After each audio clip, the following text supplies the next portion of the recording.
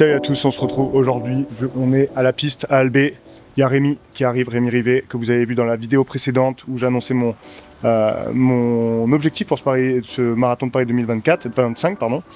Aujourd'hui on se retrouve parce qu'on va faire un petit test lactate pour tester mes seuils et je voulais vous partager ça. Je pense que c'est hyper intéressant de comprendre un peu l'intérêt de connaître ces seuils, de comment on les calcule, voilà, tout ça. Donc il y a Rémi qui est là, qui va me faire les prises et on va en discuter ensemble. Il est là le boss. Putain, on a choisi notre jour. Putain, il fait beau, hein. C'est bien. Ouais, ça va. En vrai, c'est pas pire, le ciel bleu. Ça se trouve, à Paris, sera comme ça. Exactement, j'allais dire. S'il pleut à Paris, est-ce qu'on y va ou on n'y va pas, toi? Le matin, tu te dis il pleut, tu y vas pas. Du coup, Rémi, aujourd'hui, calcul du seuil 1. Est-ce que tu peux expliquer un peu l'intérêt de... Déjà, c'est quoi? Enfin, déjà, si tu peux le définir. Ouais. Parce qu'il y a toujours un peu un débat sur la définition du seuil, qu'est-ce que c'est le seuil, etc. Et après, quel est l'intérêt de le connaître? Déjà, c'est par curiosité, moi, que je veux le tester. Sur un profil en plus de trailer qui fait beaucoup de long, enfin en tout cas qui a un bon passif de volume et tout, donc c'est toujours intéressant. Et en gros, pour définir le premier seuil, on peut dire que ça va être la délimitation entre ce qu'on appelle la basse intensité, je pense que tout le monde est au courant de ça, et la moyenne intensité. Et la vitesse marathon, elle va se situer dans la moyenne intensité. Ok, donc logiquement, au-dessus du seuil 1. Au-dessus du seuil 1, ouais. Okay. Après, ça va dépendre aussi de la durée de ton marathon. Si tu fais 5 heures, en fait, des fois, tu es sous le seuil 1. Bien sûr. Mais pour les athlètes qui sont, on va dire, entraînés, et voilà, c'est au-dessus du seuil 1. Et donc, l'idée, ça va être d'essayer de voir cette délimitation entre une physiologie qui est relativement stable, que tu peux maintenir sur énormément de temps, et une physiologie où tu vas commencer à observer les premières on va dire perturbations métaboliques, un petit peu moins d'état stable, on va puiser un peu plus d'un point de vue énergétique, et voilà, on va voir la ventilation aussi qui va s'accélérer un petit peu. Et c'est intéressant parce que moi derrière je vais essayer de regarder la proximité qu'il y a entre ce premier seuil et la vitesse marathon. Évidemment, plus proche t'es de ce premier seuil, plus ça va me rassurer. Ouais. Donc c'est toujours une bonne chose. Après, moi je suis aussi un grand fervent et je me dis que travailler autour de ce seuil 1, ça apporte beaucoup de bénéfices. Ok, pourquoi? T'es dans une zone qui est physiologiquement assez stable. Mais en même temps, pour la plupart des athlètes, on court quand même assez vite au final. Enfin, ça va dépendre du profil, mais si on prend les meilleurs marathoniens sur circuit, on doit avoir un premier seuil autour de 3,15, je pense. Ah ouais. Donc en fait, c'est là où on se dit toutes les sorties longues, des fois qu'on voit un peu, des fois, les tempos, etc. En fait, ils sont plus proches du seuil 1 qu'autre chose. Et je pense que c'est important parce qu'on peut cumuler un large travail dans des zones qui sont physiologiquement stables, mais en même temps, on court quand même. Et donc ça veut dire que c'est un intérêt parce qu'on dégrade pas trop physio, mais en même temps, d'un point de vue mécanique, on met de la contrainte quand même. Exactement, ouais. Donc je pense que c'est une bonne zone. J'ai envie de dire, peu importe la distance, je pense que c'est intéressant parce que plus ta contribution, on va dire, du système aérobie, elle est importante, que ce soit pour un 1000 mètres, que ce soit pour un marathon, plus c'est intéressant au final. Pour faire un peu la question, elle me vient comme ça, mais typiquement, tu penses sur un UTMB, les mecs qui sont devant, tu penses qu'ils sont où par rapport à leur seuil 1? Ils sont en dessous. Ils sont en dessous? Ah oui, forcément, ils sont en dessous. Ouais, parce qu'un seuil 1, t'es censé le tenir combien de temps? Quoi, 6 heures, 8 heures? Ouais, non, quand même pas. Si tu demandes à un marathonien de courir 3,15 pendant... Oui, c'est pas faux. Donc, ouais, c'est ça. Faux. En fait, ce qui se passe avec les athlètes très entraînés, c'est qu'ils ont des fractions de seuil 1, donc des pourcentages de seuil 1 qui sont super élevés. Ah ouais. Et si on retranscrit ça en vitesse, parce qu'au final, c'est ça qui nous intéresse. Parce qu'une valeur physio de l'athlète, ça nous informe pas de grand chose. Par contre, si on l'associe à la vitesse, ça c'est intéressant. Et pour les... Bon, après, le trail, c'est différent, mais pour les meilleurs, je pense qu'ils ont un seuil 1 en vape, on va dire, comme ça va parler, je pense, mais peut-être autour de 3,30. Ouais, ok. Du coup, c'est peut-être c'est lunaire de penser qu'on va tenir le seuil 1. Ouais, c'est clair. C'est clair. Il passe du temps quand même, je pense. Ouais, toutes les montées en fait. Ouais, quasiment, je pense. Ouais, c'est intéressant, mais c'est intéressant à savoir. Plus on repousse, potentiellement, plus on a un pourcentage très élevé du seuil 1, plus c'est intéressant pour la longue distance, quoi. Et tu dirais que, instinctivement, je me dis que plus on est entraîné, plus en fait notre seuil 1 il est élevé, quoi, globalement. En fait, le seuil 1 c'est un peu presque ce qui te dit ton niveau, presque. Pas forcément, parce que je pense que tu peux avoir des profils vraiment différents en fonction des athlètes. Mais oui, c'est quelque chose qui est quand même assez linéaire avec l'augmentation du volume et de l'expérience de l'athlète, quoi. Et le seuil 1, en fait, on peut l'améliorer avec quasiment toutes les modalités, même si je suis persuadé qu'il y a certaines modalités qui sont plus intéressantes que d'autres. Ah, donne pas tous les secrets, donne pas tous les secrets. Mais oui, bah, faire beaucoup de volume par exemple, on sait que ça va améliorer la fraction du seuil 1. Faire de la très haute intensité aussi, ce qui est contre-intuitif, mais Ouais.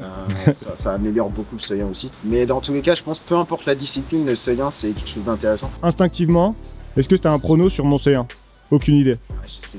En fait, c'est ça la beauté du seuil 1, c'est qu'il y a une diversité qui est incroyable. Ah ouais. Suivant les profils. Ok. Après, à vue de nez, encore une fois, hein, là c'est qu'un test. Oui. Enfin, il y a plein De facteurs, Ouais, l'état de la forme, machin. Mais disons que dans les 3,40, ça m'étonnerait pas trop. Ok. Et après, peut-être, ce qui serait intéressant aussi, ce serait de savoir ce que toi, tu perçois Oui. intuitivement. En mode là, je suis stable, je peux tenir ça pendant des heures. Ouais, c'est intéressant. Ok, du coup, aujourd'hui, protocole du test. Je suis en carbone. On va mettre le cardio pour bien se voir.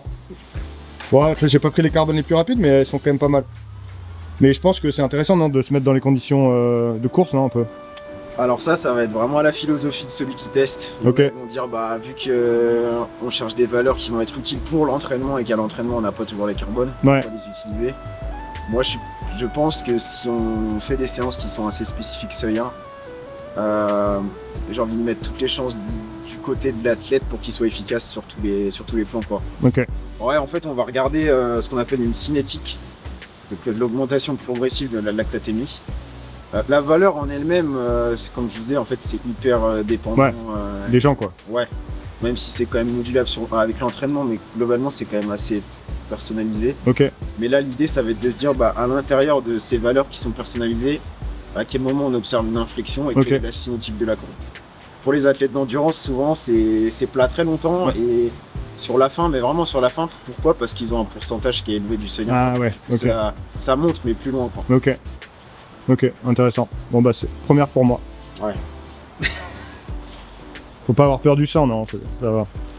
C'est pas pire. Ah non, ouais, je peux pas te montrer. Ok, du coup ça part. Ça part pour 10 minutes d'échauffement et après les paliers de 8 minutes, c'est ça? Paliers de 10 minutes, ouais. Et on va aller jusqu'au pace marathon, quoi. Ouais, donc on va voir si je tiens. Là, faut être motivé aujourd'hui quand même, hein, avec la pluie là. Allez, c'est parti pour l'échauffement, 10 minutes. Ensuite, comme le disait Rémi, des paliers 8 minutes. Pour en fait que ce soit assez long pour que la lactatémie elle se stabilise. Et puis après, voilà, on va monter progressivement en allure. On va partir à peu près de, je sais plus, c'est 4,30 peut-être. Puis progressivement on va descendre jusqu'à 3,30 plus ou moins, qui est plus ou moins mon allure marathon. 3,33 l'allure marathon pour les 2h30. Voilà, ça c'est typiquement ce pourquoi j'adore bosser avec Rémi. Bah, là c'est le scientifique qui ressort et le geek un peu des données. Je trouve ça super intéressant en fait de comprendre un peu tout ça et de faire ça. C'est passionnant. Et moi clairement ça m'ajoute un peu de fun dans ma prépa marathon d'avoir ce genre de rendez-vous et je trouve ça super cool. C'est parti hein, pour ce petit échauffement. Allez, 10 minutes d'échauffement fait. Il pleut.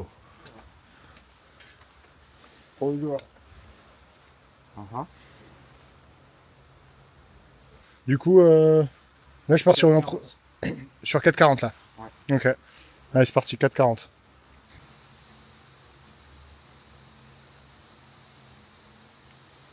C'est bon? Attends, je vais voir si je vais louper ou pas. Ouais, c'est bon. Oui. Let's go, on est reparti. Easy.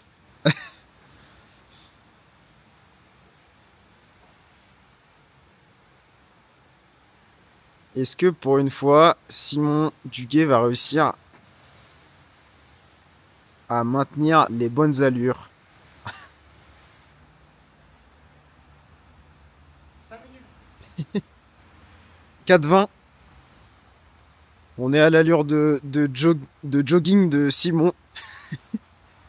Qui ne sait pas jogger sous 4,20. C'est bien connu. 1,1. Donc 4,15 au kilomètre. Il est passé de 4... c'était combien? 4,30 à 4,15. Et il redescend de 0,2. Ça veut dire qu'il commence à être échauffé. 1,4.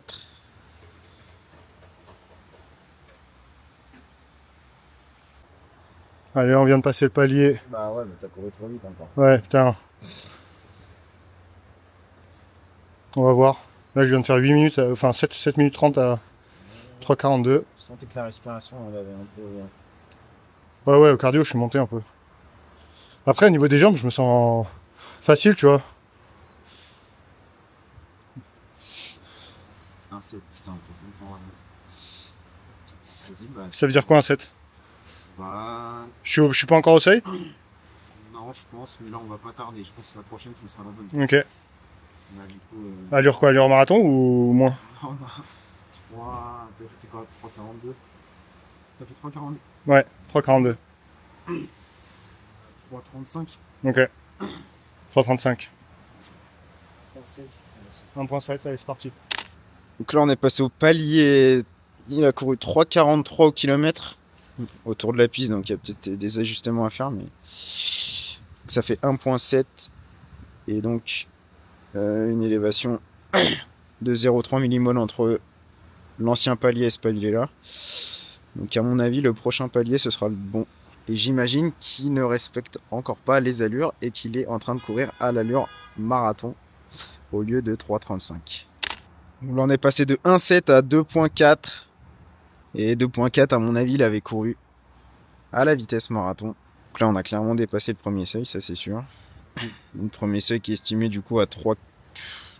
Ça dépend, entre 3,45, autour de 3,45, jusqu'à 3,40. Et donc là, on va essayer d'incrémenter encore un peu pour essayer d'avoir une estimation, et je dis bien estimation du second seuil.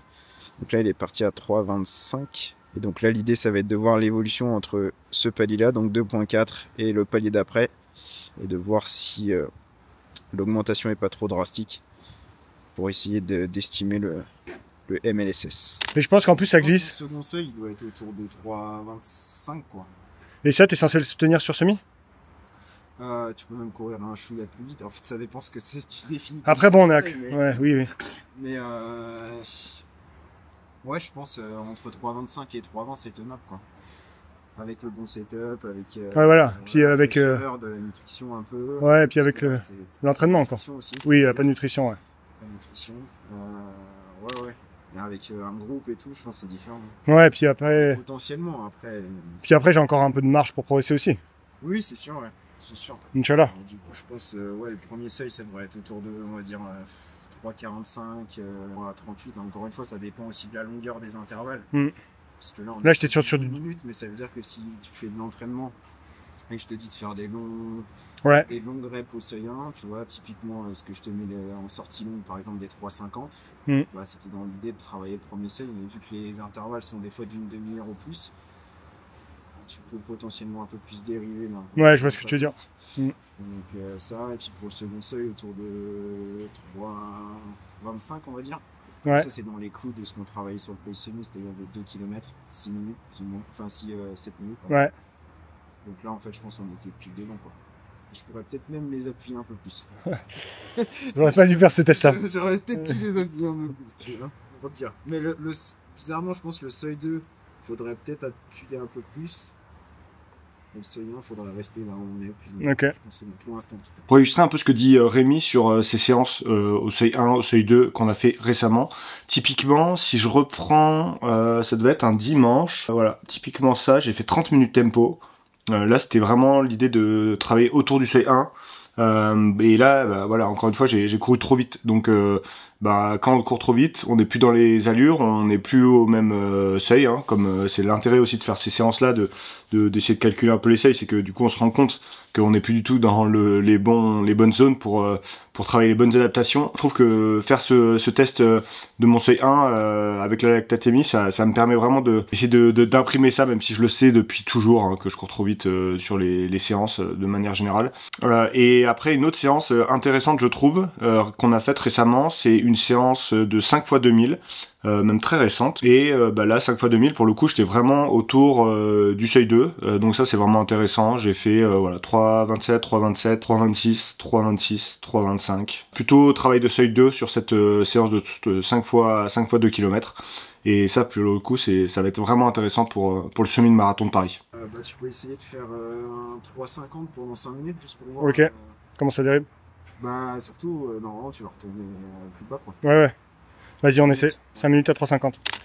Allez, on finit avec 5 minutes à 3,50 pour voir si ça redescend un peu.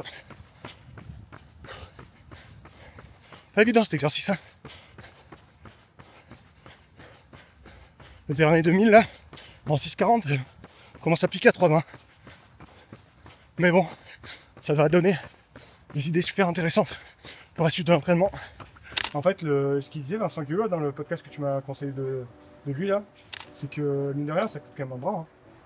Bah, c'est surtout Les languettes. après un peu la clairance s'il y en a, mais Je cours trop vite. Hein, je cours trop vite. bah si t'as couru à 3,45, disons que tu vas retourner au premier seuil, donc tu vas. En fait, normalement, vu que le seuil 1, Ah ouais. t'as redescendu. Je suis redescendu en dessous du 2,4. Juste 3,8 c'était le dernier ça. 3,8. Ouais, c'était le 2, c'était à 3,20. 3,8 et 2,1. Mais c'est juste pour montrer l'intérêt des fois des récup actives. On dit souvent que les récup actives elles permettent d'optimiser la clairance. Ah oui. Bah là pour le coup, vu que tu reviens sur une zone où tu es quasiment au seuil 1, Ouais. donc le système aérobie il est vraiment bien en place. Ok. Donc ça, des fois c'est l'avantage de faire des récupérations qui sont un peu actives sur les séances un peu de seuil. Et tout. Ah ouais. Là typiquement tu le vois parce que tu redescends assez vite. Et là je sais que si je t'avais mis 5 minutes passif, Ouais. tu serais pas redescendu autant. Ah oui. Ah non, non, non. Là si je te mettais vraiment à très très basse intensité, Ouais. je pense que tu serais moins descendu. D'accord. Donc il faut une intensité qui Un peu. un petit peu intermédiaire, Ok. qui permet de te mettre Ok. Ah putain, c'est super intéressant ça. mettre le système aérobie un peu en avant et Alors pouvoir que- faire une clairance qui est optimale. En fait la clairance, la Ah plus ouais. grosse clairance que tu auras pour toi elle sera entre 4 au kill et 3,50. Ouais, ok. Et des fois ça explique pourquoi sur le début d'un entraînement on se sent pas ouf. Ah oui. Après de plus en plus on se sent Ok. parce que souvent l'échauffement il est pas assez bien, il est pas assez poussif. Eh ouais. Des Ah fois, putain, c'est bien. vraiment C'est pour ça que moi je sens vraiment quand je fais des longs échauffements, bah après ça passe vachement mieux la séance. Ouais, ouais. Alors soit les échauffements on peut les faire un peu plus longués. Bah en fait moi soit je fais des progressifs, Ouais. un peu par palier en fait. Ouais. Je fais des progressifs par palier. Après ça dépend aussi de La séance. la séance quoi. Ouais. Si tu fais une VO2 par exemple, il y a un intérêt à monter autour de 2 Ouais. 3 millimol pour préparer le Faire des 200 ou 100 ou des. Ouais, souvent un bon tempo quoi. Ouais. Tu vois par exemple pour toi un entraînement VO2, je ferais un bon 3 minutes potentiellement autour de 3,35. Ouais, ok. Et les gens font peu ça. Ouais. Mais ça explique pourquoi sur les premières répétitions d'une. Souvent t'es bridé. VO2, Ouais. et ça se débloque. Et ça, c'est parce que l'échauffement Ok. est assez suffisant. Est-ce que tu arrives à te donner des séances aussi dures qu'à tes athlètes? Alors, moi, faut savoir que je suis le meilleur à bâcher mes propres entraînements. C'est-à-dire que je me planifie des entraînements et je les fais sauter. Ça c'est bon ça. Bah Rémi, débriefons un peu cette séance, ce test. Est-ce que ça a confirmé des hypothèses, infirmé des hypothèses? Bah, moi, Qu'est-ce que t'en retiens? j'avais estimé un premier seuil par rapport à tes séances, à ton passif, à ce que tu as fait comme performance. Je savais que ça allait être autour de 3,50, 3,40, ce que j'avais dit tout à l'heure. Ouais, je crois que t'as dit 3,40. Et du coup, là, c'était. Après, c'est une plage d'intensité. Ouais. Hein, et encore une fois, ça va dépendre de la durée de l'intervalle, mais on doit être autour de 3,45, quelque chose comme ça. Plus ou moins. Ouais. On était plus ou moins à l'endroit où on avait estimé. Et non, moi, ça confirme aussi un peu la manière dont tu t'entraînes, mais Ouais. tu as toujours fait quand même pas mal de volume, etc. avec le trail. Donc ta fraction du premier seuil, elle est quand même très bonne. Ouais. En tout cas, pour la perf marathon que tu cherches à le faire, c'est très très largement suffisant, entre guillemets. Ok. À mon avis, donc là on n'a pas poussé non plus au max, mais je pense que tu as une cinétique qui est plate. Ça veut Ouais. dire que en gros tes valeurs déjà de baseline, c'est-à-dire que les premières valeurs de base elles sont quand même assez basses. Je crois Ouais. que c'était 1.2 les premières valeurs. Et après tu es redescendu même jusqu'à 1.1. Ouais. Donc c'est des cinétiques qui sont basses, c'est-à-dire que la valeur de l'athlète ennemie elle est quand même assez basse de base. Il y a des athlètes, dès le début ils sont à 2 quoi. Donc, donc encore une fois ça dépend de pas mal de choses. Donc ça pareil c'est très typique des athlètes qui font quand même pas mal de volume. Et puis voilà, puis après on a poussé un peu jusqu'à l'allure marathon et jusqu'à l'allure un peu semi-marathon. Et probablement que le second seuil, même si c'est compliqué sur ce genre de modalité de déterminer, mais je pense qu'il était autour de 3,25. Ouais. Et donc c'était ce qu'on fait à l'entraînement au final, plus ou moins quoi. Et c'est plus ou moins le second seuil, ce qu'on est censé pouvoir tenir sur un semi? on va dire. Même voir un peu plus. Ouais, sur 1 heure. Ouais. Ok. Encore, ça dépend, je dis 1 heure, mais Ouais. il y a un écart titre qui est quand même assez significatif. Quoi. Pour donner un ordre d'idée, je crois que Kipchoge il tient 96% de son seuil 2 pendant le marathon. Ah ouais. C'est énorme. Après, C'est énorme. Ouais, c'est pas mal. Après, déjà 90, déjà c'est beau quoi, non?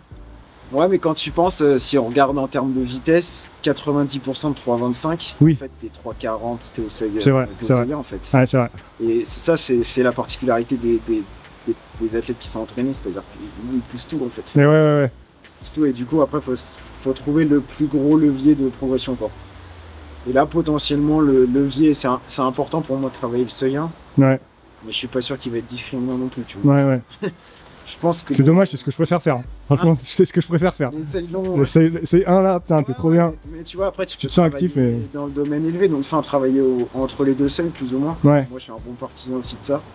Mais tu vois, travailler sur de l'intermédiaire, 3,35, 3,40, mais ça, on le fera pas tout de suite, parce que c'est ce que t'aimes faire.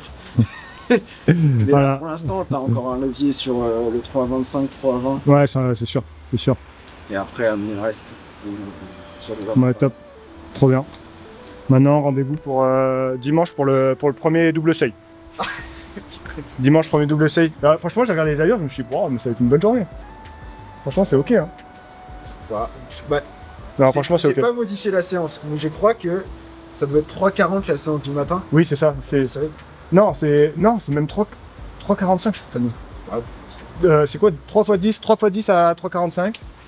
Et après, le soir, c'est 8 x 1000 à 3,22. 3,20 3,22.